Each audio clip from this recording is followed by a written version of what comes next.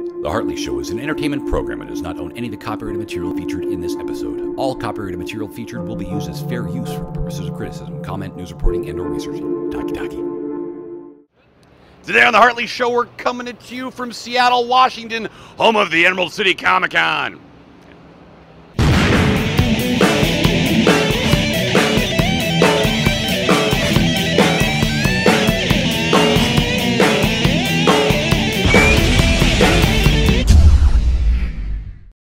Hey, I'm here with Thor. Hey, Thor. Hey, how you doing? I'm doing fantastic, and you? I'm great. Just got here.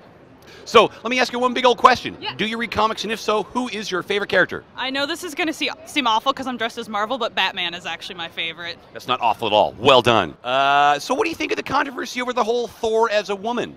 Well, there's going to be controversy kind of no matter what, anytime there's a main female protagonist, which is sort of an ongoing issue in sort of the comic, sort of nerd fandom community. I think it's great. We've already seen gender-bent Thor anyway, and Marvel's really good at just kind of having multiple universes, so why the hell not? Do you have any theories on who you think Thor is? No. The woman? No. No, not yet. No. Me neither. Nope, that's pretty much it. And what do you think of the con? It's great. We went last year, had a great time. This year, it's sold out, so everyone's here to have a good time. Second day, just got here, so I can't complain about anything yet, right? Indeed. And now, do you do cosplay? Do you do a lot of this stuff? Yes, I do. So you must have a gamut of costumes? Yes, some better than others. Do you have a favorite? I don't know if I have a favorite, but I've always really wanted to be a dinosaur. Cool. Yeah? But you haven't been one yet? No, that's sort of a long-term goal. How about the most comfortable cosplay outfit? Actually, Bleach. Anime, just because it's just the big fat robes, big kimono top, you can sleep in it, nap in the corner. That was probably the most comfortable. And how long did this assemblage take to create? Not too bad. Honestly, the hardest part was all the fake armor stuff, because it's all like craft foam, and it's actually not that comfortable, but it could be a lot worse. And now my final question, may I hold your hammer? I don't know, do you think you can carry it? I sure hope so. Do you have the power of Thor? We'll find out. Oh, Hey! that's pretty easy, actually. Yeah. Apparently, whosoever holds this hammer possesses the power of Thor. I'm not feeling very Thor-rific. I'm going to hand this back. You're hand it back? Okay, well, thank you. It suits you better. Thank you. I'm here with Lobster freaking Johnson. How you doing today, Lobster Johnson? I'm doing great. Are you feeling ghosty today? No, I'm feeling quite alive. So I got to ask, are you a fan of comic books? Do you read them? And if so, what is your favorite character? I am a fan of comic books. Love comic books. My favorite character is probably Spider Jerusalem. I was him yesterday.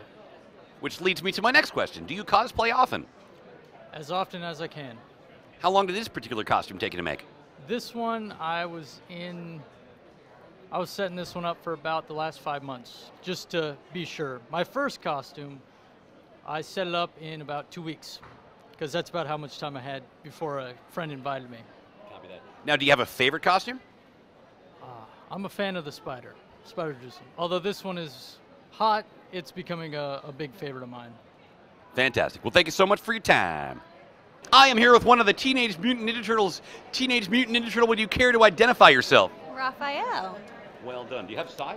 Psy on you? I don't. Weaponless. Slappings. She's confident. She needs no weapons.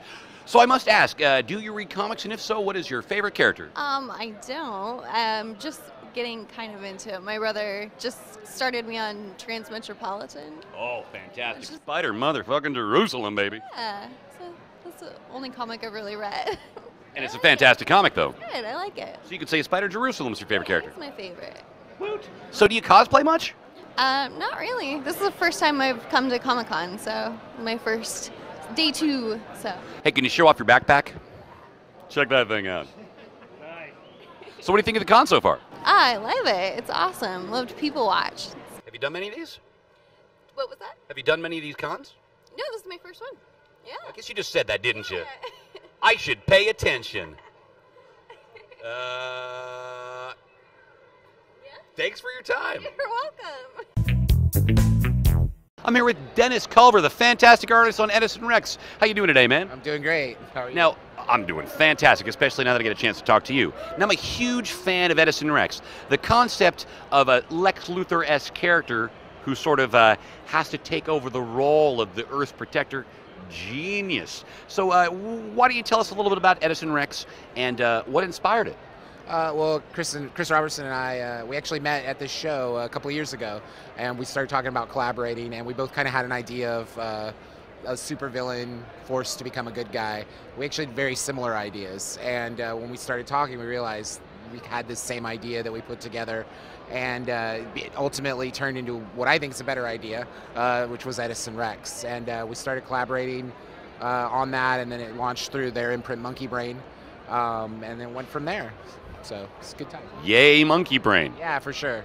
And one of the things I love the most about Edison Rex is it is unabashedly, it doesn't hide the fact that you're playing with some toys. You're playing with the Superman universe, more or less, but your own take on it. I love that kind of stuff. I love things like Supreme. Well, I love Supreme and Edison Rex. Are you a fan of analog-style characters like this?